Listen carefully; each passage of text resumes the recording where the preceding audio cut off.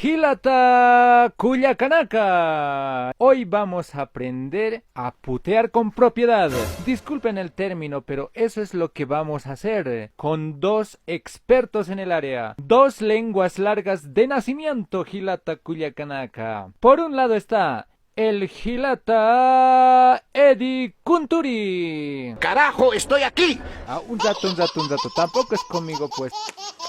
Ahora les presento al otro maestro del cacareo, Hilata Mamani. ¡Estamos emputados! Exactamente, dile viejo al Kunturi. Señor Condori, ¡Aoki Achachi! Kunturi, ¿qué dices? Orgulloso de ser una chechi y soy un viejo. Bueno, los reconoce. Kunturi, chango. Gabriel Mamani, yo calla. Pero no se dice yo calla, se dice yo calla. Aplazado.